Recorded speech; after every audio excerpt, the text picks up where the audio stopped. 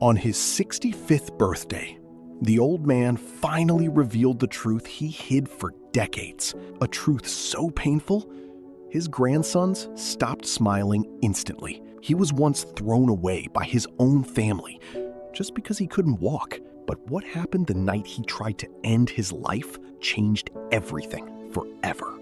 That evening, the house was full of celebration, lights, and laughter.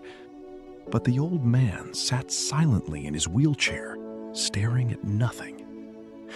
Slowly, he called his grandsons closer and said, "You think my life started with success, but it actually started with rejection."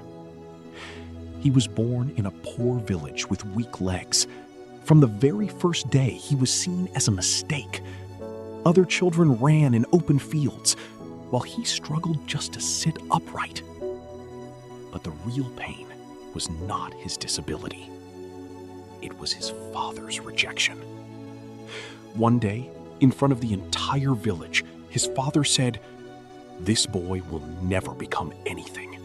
He is a burden." Those words didn't just hurt, they destroyed him. People started avoiding him.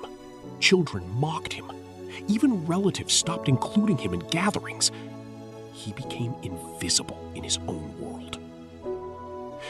Nights became longer than days. He used to sit alone outside his house, staring at his useless legs. That night, as he tried to give up completely, an old shopkeeper in the village saw him and rushed forward. He didn't shout. He didn't judge. He simply said, "Pain is not the end of your story. It is the beginning of a different one."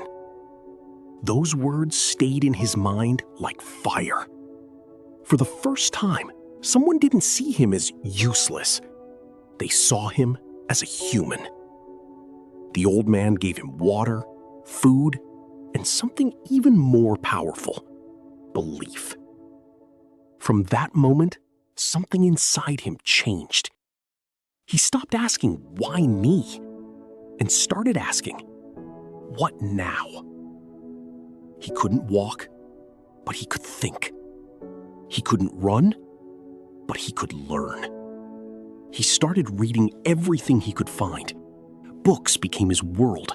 Knowledge became his escape. Years passed. Struggle didn't end. Pain didn't disappear. But now, he had direction. School was still cruel. People still laughed. Jobs still rejected him. But he didn't break anymore. Because the boy who once tried to die was now learning how to live with purpose. And that purpose was slowly turning into something bigger than pain itself.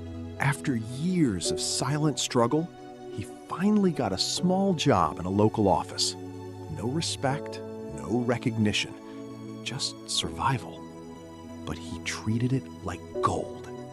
He observed everything: people, business, decisions, failures.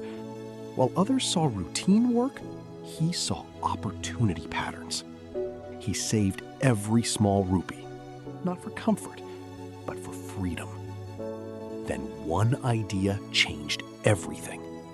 He realized people like him were always ignored in society, but that meant untapped needs existed everywhere. With that thought, he started a small business. First attempt failed. Second, collapsed.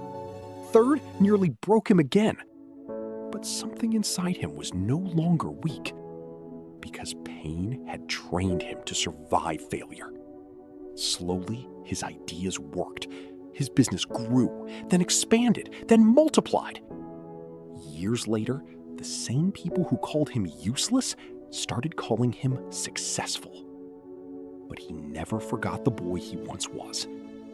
Now, at 65, sitting in front of his grandsons, he said softly, "I was not born strong. I was made strong by every person who tried to break me." A long silence filled the room. Then he added the final line: "If life ever tells you that you are weak, remember this: broken beginnings create the strongest empires.